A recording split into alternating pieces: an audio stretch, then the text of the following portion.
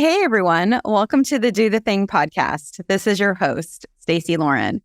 Well, you guys, I am so excited because I love when I get to meet my guests through other podcast guests. And I met my next guest through this amazing company, Pinpoint Collective, when I did their interview. And they introduced me to Scout, who has an incredible branding agency. And the minute that we got introduced and I got to look over all of her stuff and the amazing work that she's doing by helping people really tap into their message and who they are and what they're wanting to do with it, I knew we'd have an amazing time getting to talk about her Do the Thing story. And in the minutes that we were talking right before this started, there's even more to it that I cannot wait to talk to her about. So I am so excited to welcome Scout to the show. Hi, Scout. Hi, Stacey. Hi, everyone. Thank you so much for having me today.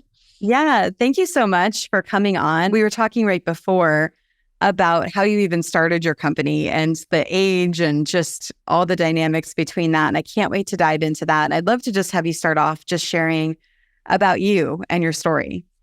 Yeah. So I am Scout Driscoll. I started my business 21 years ago, which means in the land of entrepreneurship, I've now had, 3 existential crises. I feel like anyone who's been in business for a long time knows you have your 5-year anniversary, your 10-year anniversary, your 15th, I'm 20th, so 4 now. But I'm coasting through to my 21st year and it's been great. I started my business when I was 23. I was a little baby and I had just this very much like, if anyone can do it, I can do it attitude. And started out as a freelancer, got a few more clients, got busier, eventually hired my first couple employees.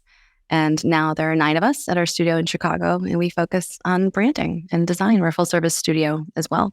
You said when you were 23, you had that if they can do it, I can do it mindset. But how did you really do it? Was there fears that you had to overcome in order to get started? Or what was that process like for you? Yeah. For me, I was freelance designing and I realized that I could do it all myself. And I was working in-house freelancing for a couple different places and just felt like it was such a low hanging fruit as a designer. A laptop and a table is kind of all you need with some decent internet. And I was really part of the design cohort of people who are at the very beginning of digital design. And when you could for the very first time, have your computer and some internet and start a business. And so it was, all things considered, it was actually pretty low friction to dig in.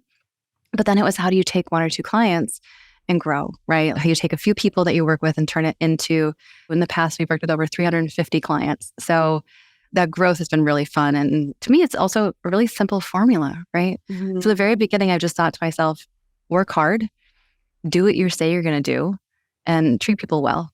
And if you can follow through with all of those things, then you're going to get the referrals that you want, especially as the service-based industry. I mean, quality work is the output, but it's really about those relationships that you build. And really until COVID, we were 100% referral only. So I'm kind of new to marketing my own business or marketing myself as a personal brand. So it's been a great ride. So at our studio, there's 9 of us. We have myself, my number 2, Amelia G. She's been with me for 15 years and she's really our head of operations. I hired her on a handshake. I met her for a data entry position and within 5 seconds of shaking her hand, I was said, you're absolutely hired full time. I don't care what you do. I just know you're going to make my life better. And she's been with me for almost, for 15 years now. And she really runs the studio. Besides that, we've got Dana who runs HR. And then the rest of our team is just designers. I should say just designers. Yeah. Stellar designers and branders. But our studio is not organized like a lot of creative agencies. We don't have any accounts people. I have no sales team. I have no one in client management. It's really just a very efficient, organic, and like incredibly relatable experience, which I find the creative industry is just replete with ego and bloat and a lot of project managers that don't need to be there. And so we keep things really trim here. And there's a lot of benefits to that. And we were talking a little bit before, and I loved this because I feel like you spoke to what happens to a lot of people when they're doing something new is it's really easy for you to get stuck in that trap of seeing what other people do and following that, or a lot of people wanting to give advice, and then people will actually follow it. But it sounds like you've been able to really stick true to your own values and what you want for this company, and then been able to sort of make it be what it is today. Yeah. I mean, the reality is I never had a job. I mean, don't get me wrong, I waited tables most of my life before my business, but I've never worked at another creative agency. And to some people that might be kind of an Achilles heel in that I don't understand the exact process that a lot of our competitive set follows. But I've proven time and time again over the last 20 years that our instinctual way of doing it is not only efficient, but really incredibly rewarding and effective. Mm-hmm. And we've really tailored our process year after year after year. But there are those moments where you look on the industry and you say, oh, well, this team is doing this, or my client sent me a deck from another agency, or I know there's this big bid out for all this work and all these people are doing these things in these very specific industry conforming ways. Mm-hmm. And it's tempting to say, oh, wow, maybe we'd be more successful. We'd have even more clients if we did it this way. But it's, time and time again, it's proven that following our heart and following our real beliefs in terms of how we should work, how many hours my staff should work, how quickly we should respond to clients, the process of how we pitch work, all of that is really honed very organically. And it's been really, really effective. And it's kept our lives fun. And we all love working here. So it worked.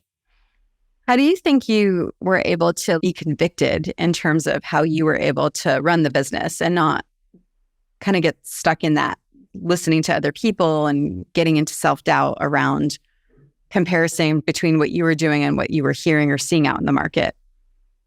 I think to say that any business owner who tells you, I never have envy, I never have self-doubt, they're lying. There's no box. I've been trying to check the box for 2 decades of saying, I've arrived, I'm perfect, we did it. But you just have to have that self-confidence and that self-assuredness enough to keep you going and enough to see the wins and track those goals that you achieve. And I shouldn't even say goals because I'm a very non-goal oriented person. I'm a problem solving person. I just kind of move on to the next problem, which in some ways very ungratifying because you never have that like, I did it moment. But everyone has those self-doubt moments. Everyone is thinking, if I only did it like somebody else, maybe I would do it a little bit better. But over time, you prove what works to yourself, and what doesn't work, you change. And so it's really just a matter of giving yourself the grace to make mistakes, to learn from those mistakes, and to keep repeating the things that get the right results. And no matter what business you're in, whether that's a service-based business or a product, you have to have those moments where you give yourself that grace and keep ideating and keep fine-tuning what it is that you're doing. What I'm hearing you say is by you doing the thing, right, and taking action and then being able to see, okay, that worked, you were getting more and more confident. So whenever you would hear something from someone else that was doing something or someone saying you should do something a certain way, you were able to believe in yourself because you saw that you'd already done something else. Is that? Yeah, absolutely. Yeah. And also when you have a referral-based business, there's a lot of that self-fulfilling reinforcement where you do a project and someone loves it so much, right? They tell someone else about you, or someone else sees your work in the world and they say, oh, wow, who did that? I want to work with them too. And then they find out that not only are you talented, but nice and have a ton of experience in that one industry. So there's always so much happening within business and sales exchanges, et cetera, that really give you that little boost of confidence as you grow. But it's hard. There are times, especially when the whole economy fails, you're like, as a business owner, you're like, oh no, is it me? But you really just have to believe that if you keep doing what you're doing well and keep always striving to do what you do even better, then the referrals will come, the work will come, and then you become a wise old woman like me. And so when you're sticking to your values, is that basically what it is? It's really just tapping into just what you know about yourself and being able to follow through, or do you have a certain way that you do that? I think for me, I'm really a boss first. And there are a lot of designers who would never choose to move into an agency model or have employees, or they have a lot of 1099 contractors. But for me, I think I hired my first employee like 2 years into my business. And full-time employees, Social Security and Medicare, unemployment taxes, all the craziness behind that.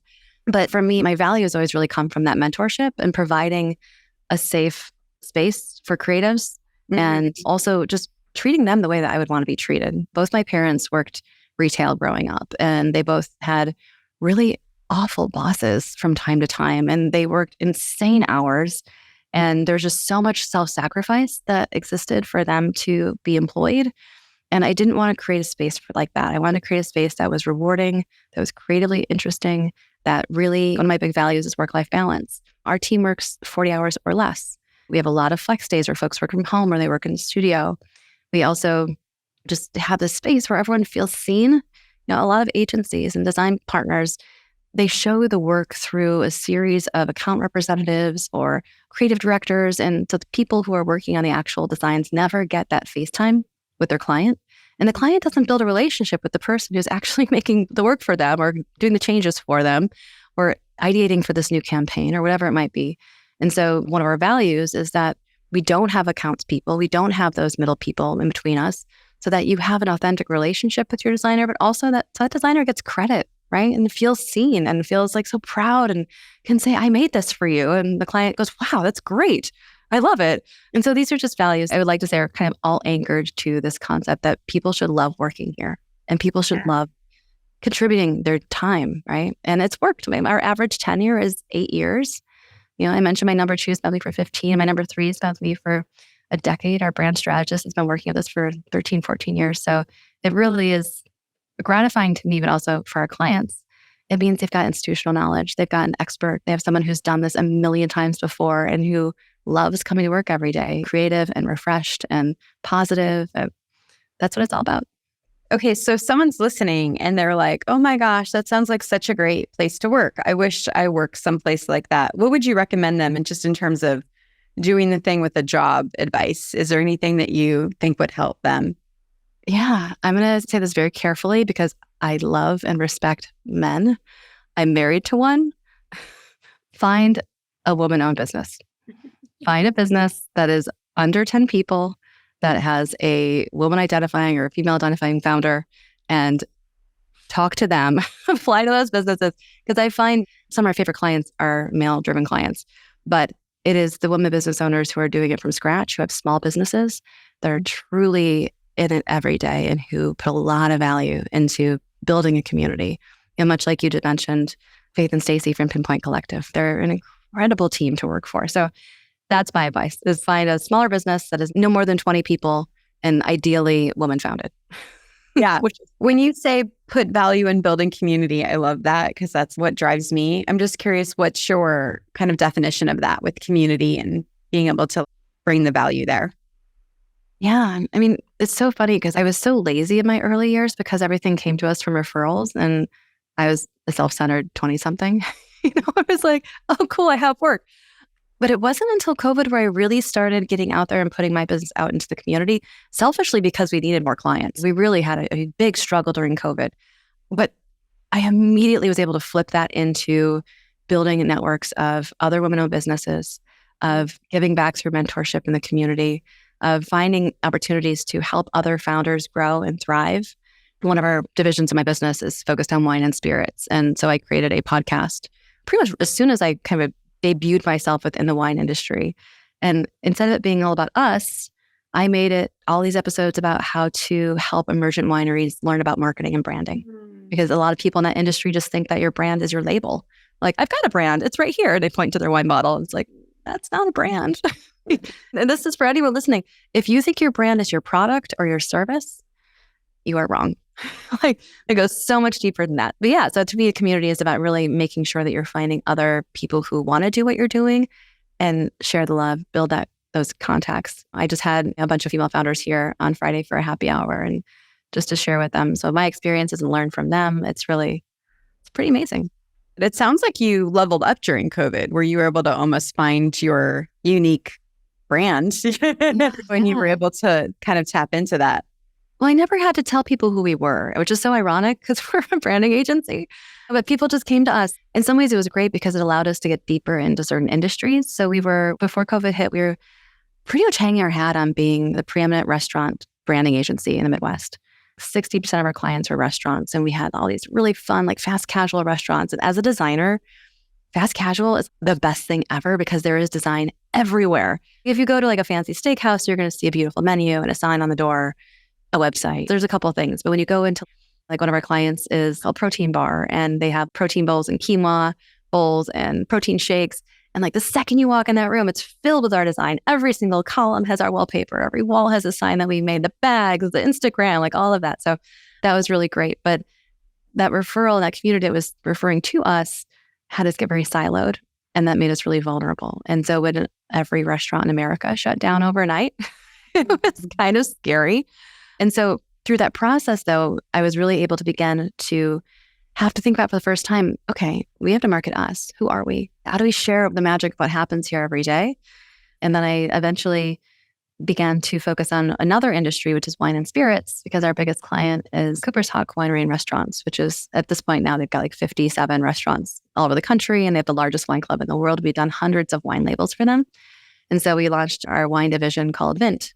And Vint is really hyper-focused on the wine and spirits industry. I spent 2 years marketing that, teaching myself how to market us by creating this alter ego for Design Scout. And they're really getting very specific in marketing within one industry. And now I talk a lot about Design Scout in general. And we still serve a lot of wine and spirits brands, but it's very much just now it's us and personal brand. And it really put my feet to the fire. Yeah, it got you to learn so much about you. And then you're probably even better now with your clients because you've tapped into this other part where you got to do it for yourself too. Yeah. And that's what's so fun about having a business, right? You are always a different business owner. I don't think I've ever felt done. I've never checked that box of like, ta-da, we achieved. We did it. But there's always something new to learn, whether you're getting into your P&L statement, whether you're learning about your personal brand and marketing yourself as an owner or efficiencies or co-packing. Like there's always something to dig into. And so it's such an exciting, endless opportunity when you have your own business. Mm-hmm. So can you talk about branding for people listening that are like, what is branding? And what does that even mean? What are you doing? And what does that look like? Yeah, I got a great analogy that we use a lot here at the studio. Brand is all about how people feel when they connect with your product or service, right? And a great way of describing that is Harley-Davidson has been in business for 110 years, 120 years. And they don't sell motorcycles. They sell freedom. They sell independence. They sell the idea of the open road. And if you look at their advertising going back 110 years, every single ad, they're all very different. Like they've evolved over the years, but every ad shows the open road and someone having that experience of independence and freedom. And it is so universally loved by blue collar, white collar, women, men, you name it. So we really work with clients to help them figure out what is your freedom? What is the driving emotion behind your brand? We also talk a lot about that ethos or your big idea, right? Nike's motivation, Nike's feeling is motivation, but their big idea is really the belief that there is an athlete in everyone. And so we help our clients really think about, from an emotionally driven level, what do you believe? What is truly your big idea behind your brand? How is that tying into your insight as to who's buying your thing, right? What's that consumer insight? And what is that driving emotion that really allows you to kind of curate your decisions as you think about marketing for your brand? And so that's a very internal way of thinking about your brand, right? Giving yourself those metrics so that you can stay consistent. You can really stay on top of that. But then you also have to think about how you project that to your customers, right? So then brand is also wrapping all of that strategy into external messaging. It's your Nike Just Do It tagline. It's the way that you convey all of those things, those emotions, those thoughts, those beliefs in the blink of an eye. And then, of course, the qualities of whatever it is that you're selling, the facts. They're a little bit of it, but I find so many of our clients really dig into this idea that their product or their brand is the thing that they do and what is different about it. But it's not about you. It's about your customer, right? It's about what's in it for them. So that's the strategy part that we do. And then, of course, all of that has to translate to visuals. So your brand is also your logo. It's also beyond the logo, the wardrobe or outfit that your logo wears. It's your fonts, it's your colors, it's your typeface, it's your iconography. And if you start your brand there, you're doing it wrong. I cannot tell you how many people think, oh, I need a brand. I'll hire a logo designer. And then they end up with 30 logos and they're all fine. But they don't know how to know which one's right. And they don't know what they're trying to say through that brand. And it might just be based on being trendy or cool, or I found it on Canva, or I hired someone on Fiverr. But when you're making those choices based on what's cool right now, or what your designer just made up because they have a style or an aesthetic, it's going to be good for about 6 months. And then your logo is not going to be a brand. It's not going to last forever. And you just have to think about that freedom that lasts 110 years, right? Like, what is that that's always going to be there? For those of you that don't have a business even, I just love that question. What is your freedom? And then find the passion that drives it beyond that. Yes. Such a great question. Yeah. I had the pleasure of, I'm a mentor with the Chicago Innovation. Chicago Innovation has big awards here, and they also have a number of mentorship groups. And there's one, the Women's Mentoring Co-op, and I'm a mentor for that. I was in a room with probably about 50 to 60 women the other day. And actually they said, okay, we're going to do an exercise where you have one word. Say one word about yourself. And I swear no one had a repeat. Every woman in that room had a different word that was their freedom. And it was so inspiring. I wish someone had recorded it because it was just all these women just sitting around saying, inspiration, creativity, drive, no compromise. Everyone was just so inspiring. So I love that for people to do outside of a business or a brand. Yeah. What would be some other advice you'd have for people that are maybe thinking about their business and their brand, and what would be something they could be able to do, even just starting today? Yeah, I think so much of it is not feeling like you have to get everybody to like you. Knowing who you are is important, but also knowing who you really want to like you. And to put it a different way, some businesses think, oh, we have to get 10% of everybody to want to buy this thing. Mm-hmm. But the truth is that you want to get 100% of your 10%. You want to find what is that 110% profile? And then how do you really get those people to connect with you? And that, to me, that translates to courage, right? So when you say, I know that, for an example, we work with a client called Vint, and it's a falafel and shawarma restaurant here in Chicago. And they were very into the idea of not branding themselves at all. They had nothing on the walls. They had a logo that was kind of hard to read, a name that you're like, I don't know what really that means, Ben Yehuda. Mm-hmm. Okay. But it turned out that going after a little bit of everybody, they were getting the right people who like their food. But we eventually gave them a counterculture brand because we got to know them. And we were like, wow, this is a brand that is kind of the Anthony Bourdain brand. You guys are kind of a-holes in the best way. There's an edge to this. Keep your name that's hard to pronounce. We'll give you a logo that you can read. We're going to fill your stores with counterculture, and people are going to feel like they just walked into a skate shop or a hip hop concert or all of these counterculture vibes.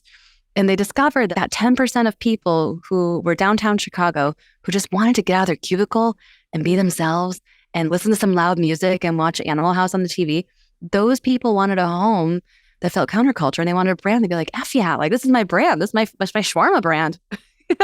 And then their sales went up by 40% because they finally were walking around in a brand that felt like them and that connected with their 10%. So that's something I always suggest to people. Don't feel like you have to appeal to everyone, because if you're appealing to everyone, you're appealing to no one. Everyone thinks they're a special flower and they have their own needs and their own opinions, and they want to be part of this group of people who are passionate about something. So figure out how you connect with that person. And then you turn your best customer into your biggest fan, and they share you everywhere. So, yeah, I love how so many things kind of tap into this idea of finding your voice, right? Because when you find your voice, who you are, what you want, what your legacy is, what impact you want to make on the world, and who you want to resonate with your products, message, whatever that is, it's like when you can tap into that kind of internal knowing, then everything sort of kind of follows through. I'd love to hear just your thoughts on that too. Yeah, absolutely. I think it takes a lot of courage to start a business, right? And it takes a lot of courage to even be yourself in daily life. And so that idea that, you're going to take the risk to put yourself out there and that people are going to respond to that is a very terrifying idea. And then multiple times throughout your life too. I was just thinking recently about how in my early 20s, for the first time in my life, I was meeting new friends. And I moved away from home, and every single person I met had the potential to be like my husband or my lifelong best friend. And it was like, the world's your oyster. But I found myself constantly acting like the person I thought they wanted me to be. If I was meeting someone in art school, I would try to be super creative. If I met someone who was studying literature, I would talk all about Tolstoy and Dostoevsky. Like I just was completely putting on the hairs of this version of myself I thought they wanted to see. And I think eventually I found that the biggest risk was just being myself. And the best reward would be that the people I found wouldn't be finding these versions of me that they liked for a little bit. It was scary to go out there, but I realized what can happen, right? The worst thing that could happen is that someone goes, oh, I like the kind of person you are. And I'm also that kind of person. And I think that's something that's a through line in business as well. And I'm on LinkedIn all the time. And I'm always like, what should I type that will make me seem smart? Or like that people will share.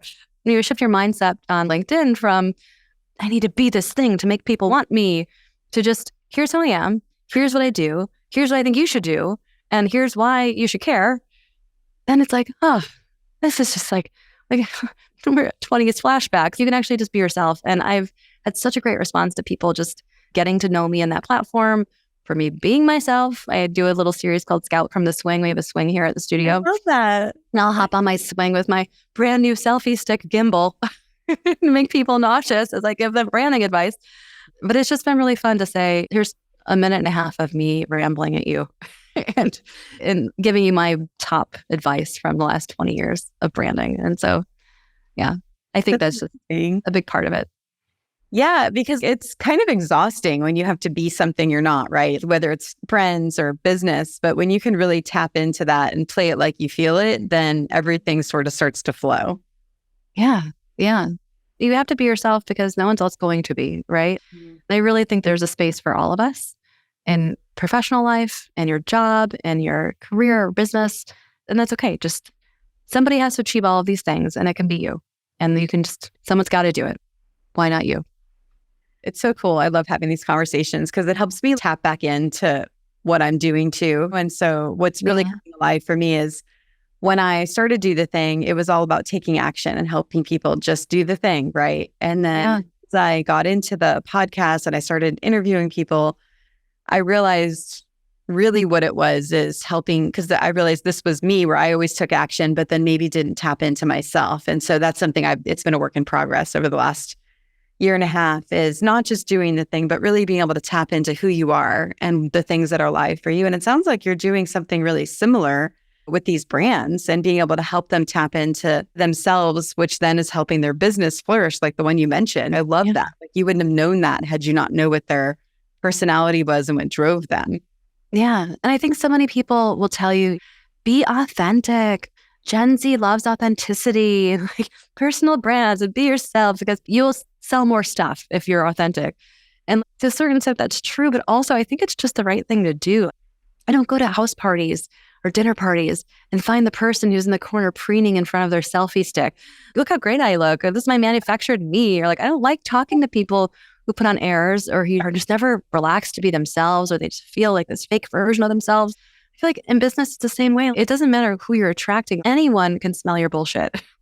There's no harm in taking a risk, being yourself. And I've never seen it fail. And we also work, I do a lot of B2B work where businesses are selling to other businesses. We draw on that work from our consumer brand experience. So a lot of our experience in luxury retail or restaurants or CPG products or craft beer or wine, et cetera. But the businesses that sort of other businesses that especially feel like they have to be very corporate, those businesses who are willing to work with our studio. And I always joke, and this, I guess this is sexist, but I'm always like, show a little leg. Stop being so conservative. Just dare to have a little bit of fun. Those brands are so fun to work with. And it's so amazing to me to see these boring industries have one person break out and be like, hey, everybody, the people that you're selling to are still people and they still like Target and they still like these podcasts and they're still watching Ted Lasso. These are humans. So even though it's B2B, you can still afford to be yourself in that way and have a little bit of humanity in what you're doing. And so that's what really inspires me now too, because post-COVID, we really had to shift our clientele away from 60% restaurants. So now it's maybe 30% restaurants, but it's finding those businesses that are I call them like delightfully rebellious, where it's like, they're not jerks, but like they're not playing the game so much, right? They're able to kind of stand out and be authentic. And so I think it applies in personal life and in business. Yeah. And I think that's why when you tap into who you are and at your core, what your freedom is, that's when you're able to really expand, because that's what people connect to, is that real version of whether it's the brand, the person, whoever it is. Yeah. And if you are tapping into that core of you, chances are you're doing something that you love, right? It's not like you're like, I'm an accountant still. And you're like, no, I'm an accountant who helps small businesses and I change lives and I get them on track and they don't even understand it until they work with it. Like, if you are so authentic to doing something that you love, you are going to do it well. Yeah. And that's, to me, what's so inspiring too. So that courage to start a business, that courage to be yourself in business, the courage to show your passion for it and really share that with the world and like connect on that emotional level, no matter what you do, I think is really, to me, what's so inspiring and what it's all about. And founders are the definition of courage to me, right? Especially in that I talk a lot about female founders. And yet I know some amazing men who have started businesses who are to our favorite clients. But like thinking about the history of women in business, I get so passionate about this and I don't want to hijack the conversation too much, but like women literally couldn't get a business loan until my lifetime. I think it was like 1986 or something. Ronald Reagan signed act that allowed women to have commercial business loans not in their husband or son's name in the 80s. In the 1980s. That's insane to me. So we are truly the first generation, second generation of women business owners in America on any real scale. And now there are like 42,000 women-owned businesses in America. It's insane. So I think women especially, they get this, they call it imposter syndrome. But to me, it's all about the fact that we're pioneers. We didn't have these role models. My mom and dad didn't go to college, or they didn't finish college, I should say. They started college, but they were both interrupted in their educational career. No one in my worldview ever considered having a business. My people didn't do that. And so you have to have the courage, though, to realize that just because we haven't had it modeled for us, that every family you know has a woman business owner in it, that we can do it and we should do it. And that really inspires me to keep working with more female founders and help them grow and just find success. All right, Scout. Well, the time is here. I'd love to hear what your number one piece of advice is for people on doing the thing. Oh my gosh. I think it's just be brave. Really. Don't be afraid to be yourself. And that applies everywhere. And I know we've talked about that a lot in depth, but it's something I'm really passionate about. And that is really transformational for me personally in my business. And it's something that I encourage in every client that we work with. You can't do the thing if you're too afraid to do it. And bravery isn't about being unafraid. It's about being brave enough to do it even though you're afraid. So be brave. Well, please share who you like to work with and how they can connect with you as well. Yeah, thank you. We work with delightfully rebellious businesses. And really, truly, anyone who has a brand that doesn't reflect their success. So a lot of times our clients are 10 years old, 15 years old, and they realize that they just have never really had a brand that was bespoke to them and that conveyed everything in the blink of an eye. And a lot of startups. My favorite kind of clients are often kind of round two founders where they have a passion project and they're like, I get it. I know how important brand is now. And now we're going to hit the ground running and really do it the right way. Because it's a 12-week process. Like there's a lot that goes into our branding, but that's really my favorite clients, folks that are just super passionate and ready to be brave with us. You can find me on LinkedIn at Scout Driscoll, and our website is designscout.com. I just love the name of your company. Great. Thank you. Great. Thank you so much for coming on. This was so much fun. Yeah. And thank you for all you're doing. I feel like what you're putting out in the world in all these episodes is just so inspiring. And I hope that people reach out to you and tell Stacey that they did the thing and tell her what you did because of this podcast. I think that's where I want you to be brave in and reach out to her and tell her all the impact that she has had in this wonderful, wonderful gift. Aw, thank you. It's so funny. I was noticing when you were talking about your swing episodes, I have a swing that I do episodes on too, where I do things on them. It's outside. We'll have to do a swing day. I think you and I. That's amazing. Yeah. People always ask, like, why do you have a swing in your design studio? And I said, well, if you had your own design studio, wouldn't you have a swing? And they're like, oh yeah, probably. Exactly. It's so good. Well, thanks so much. And for you guys, thank you for listening and do the thing. Don't wait for opportunity. Create it. And hey guys, have you checked out my Facebook group yet? It's dothethingcommunity.com.